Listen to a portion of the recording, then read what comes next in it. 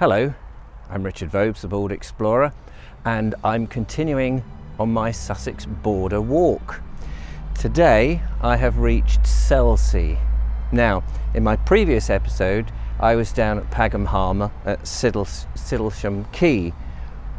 I've missed out a little chunk because I've made a video about it before, and that was at Church Norton, and I'll put a link into the description about that. I did a visit, I think in 2017, with Martin Snow, and had a lovely time with him down there, exploring what is the chancel of St. Peter's Church. But I'm now in Selsey on my journey around the Sussex border, and I thought I would start here at St. Peter's Church. The church was moved, we'll get onto that in a second, and then I'll go down through the High Street and down to the Bill. This is part of the Manhood Peninsular, and it's sort of, I guess must be, I don't know for sure, the most southern point in Sussex, maybe. But after this I start to wind around and slowly start heading north, but there's still a little bit more of coastline to look at. So let's have a look at St. Peter's Church and find out some information about that.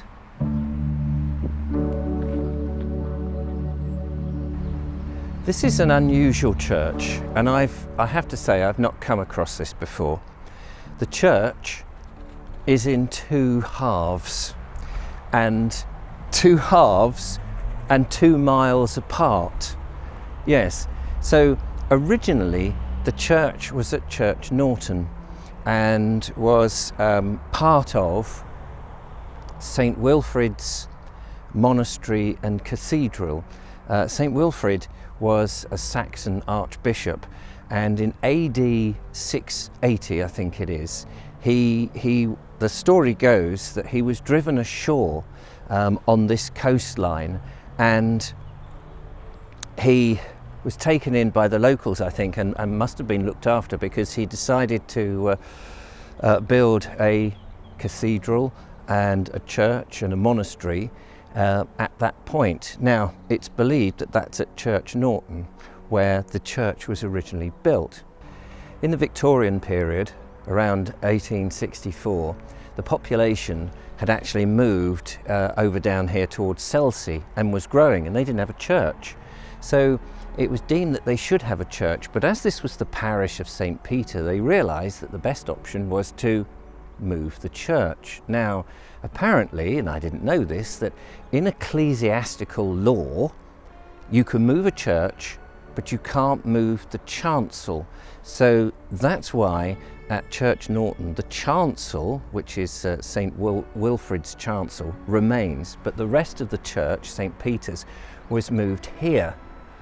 And it was moved stone by stone, pillar by pillar, on farm carts, and brought here and rebuilt back together, including the I think 12th century arcades that are in there. So I said it was dated from the 13th century, but there's conflicting information online, but it's that sort of time. I understand that inside there is a chalice dating from Elizabethan times, and also a font, a very ancient font that's, well, I think one person dated it about 1100, others says that may have been too early, but it's in Purbeck marble. But I'm not going in because I'm going to be heading down towards Selsey Bill, the lowest point where we finish today's walk. It's a lovely building, I have to say. I mean, I think though in the Victorian times when they did this, when they moved it, they've obviously put in completely different windows and perhaps slightly modernised it, I think. And also I noticed that this version has a chancel added, and I don't know whether they did that at the time of building. So although they've left the original chancel back in Church Norton, there does seem to be a chancel here. But it is quite a big church, and it must have been a big church in its original form back then. And I know that there is the legend of a bell tower. I think it was a separate bell tower and it collapsed. Or they say it was further down at Church Norton and got lost in the sea, and apparently you can still hear the bells chiming. So they say. I don't know how true that is. It's nice to see the respect being shown here by the flag at half-mast because of the recent death of the Duke of Edinburgh. It's good to see that's being observed. Right, so we're going to leave the church now and we're going to make our way through the town. And it's interesting because there's lots of thatched cottages. This whole area, when you look on old maps, you can certainly see it before all the more recent development, was farming and fishing and also smuggling.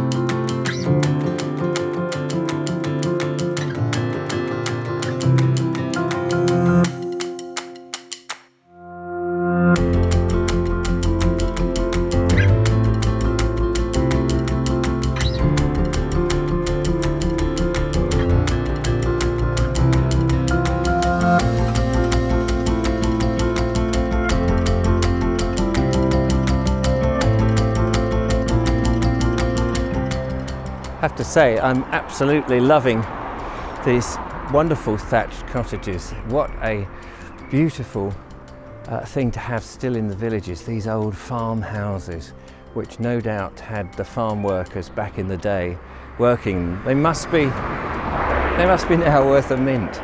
There's one here that's it says that there's a sale agreed on it. I wonder how much they go for. Beautiful places.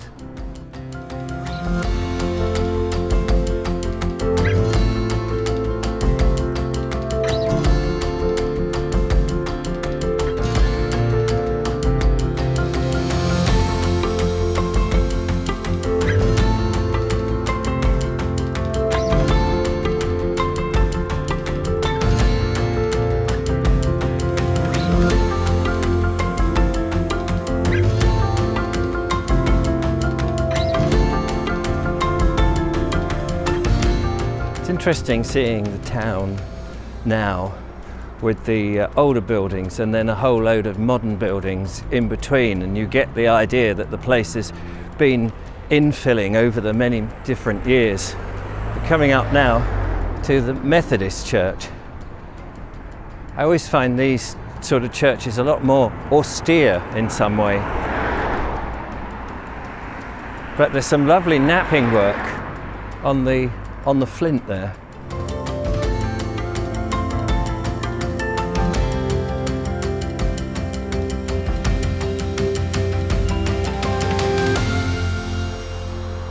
There's a plaque on this building here that says this was the birthplace of Colin Pullinger, 1814 to 1894, inventor and maker of mouse traps. I think that's great.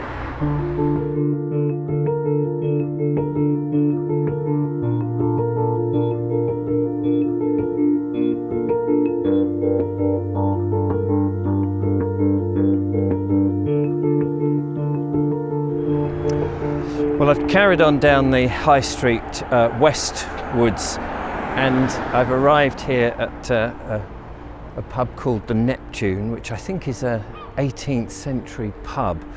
It's made of coarse stone and it's got brick dressings and coins, and then bang opposite is the Crown Inn, which it says on there was established in 1851, public house and eatery it says, but when I looked it up it said it was also 18th century, so 1700 and something.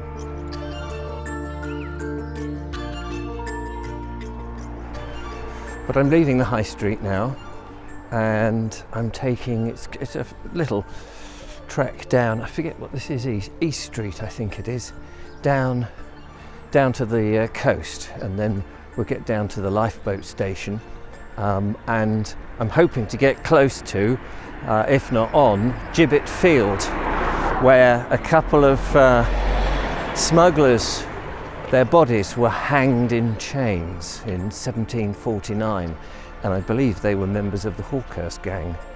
But we'll wind down this road first of all on this very beautiful sunny early morning, just before the place wakes up.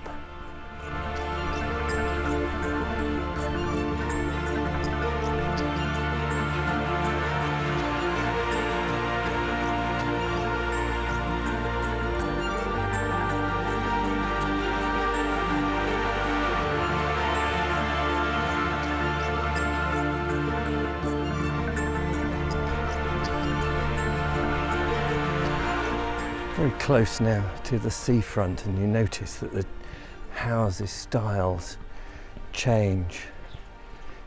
Many of the properties seem to have been from the late Victorian period here, and then if you look on old maps, say something like 1900s, 1913, something like that, you'll see still principally farmland.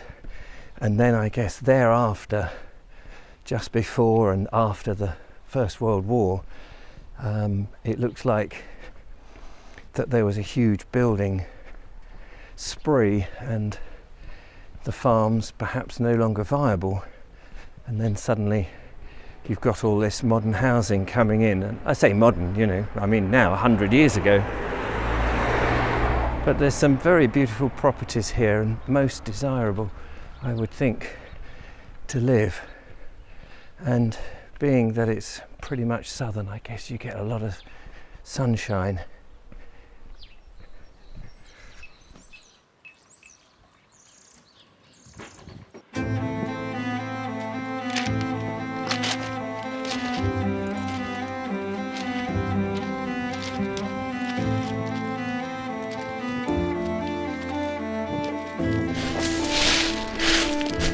Well, I have arrived at the seafront now. It's very different. Well, it's not hugely different from Worthing where I live, except that there are boats out moored at sea, fishing boats, different type of fishing boats. We have the sort of more almost rowing boat, outboard motor little boats, whereas these are actual trawler type boats. I guess they get a lot more fish from here.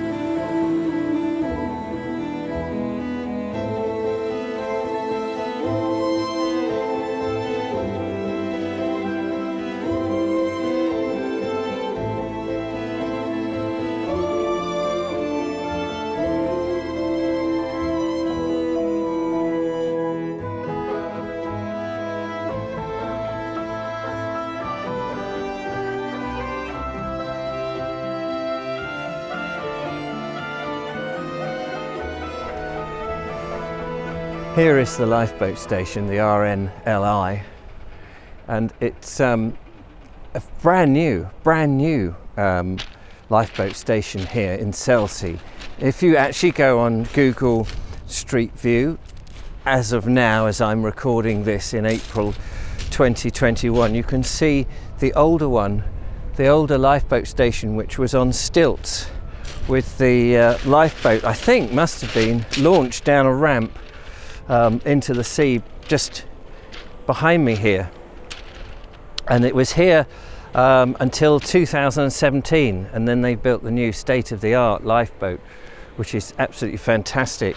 I believe that the first instance of a lifeboat service or rescue service here was in 1861, and of course during the 1940s, the Battle of Britain, and throughout the Second World War, this area, which would have seen a lot of activity overhead and various aircraft coming down, of course, and crashing, and crews needing rescuing, would have been very busy here. So you can easily picture that. It's a beautiful spot, and I'm so lucky today with this cloudless sky.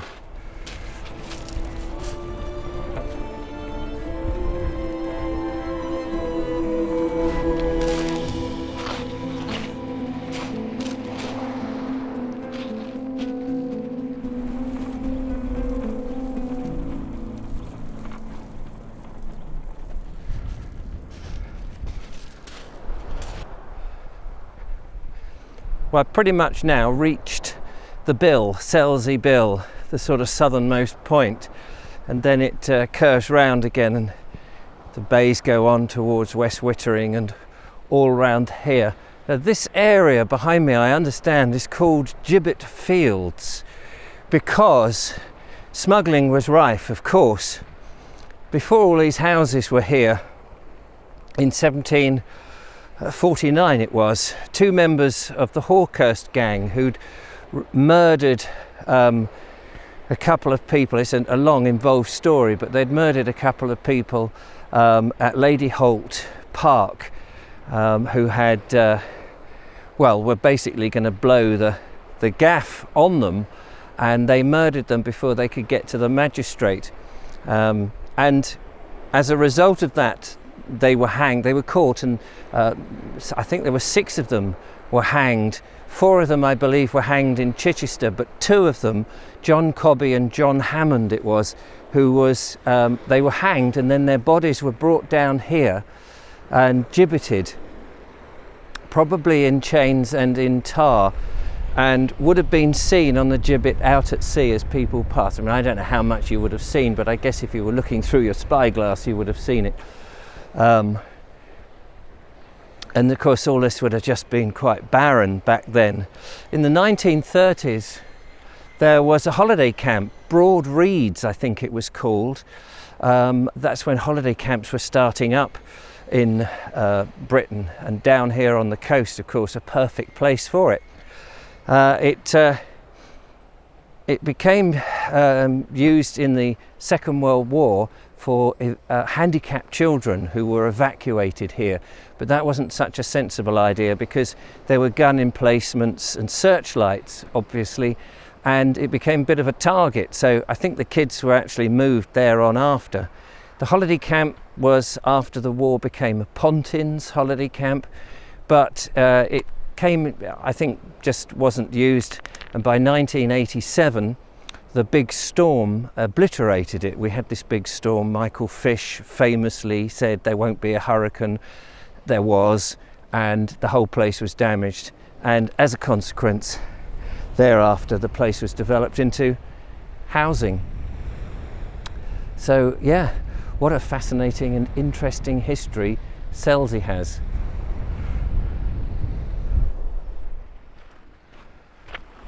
Well, as ever, come to the end of another episode, and as ever I'm back down to the seafront, and I will have the sea with me for a little bit longer on my walk, of course, along the Sussex Border Walk, but soon I will be making my way inland, which will be interesting.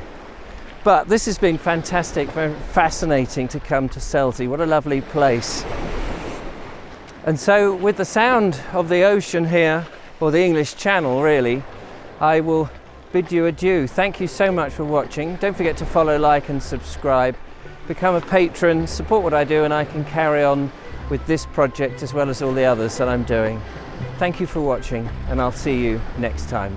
Bye-bye.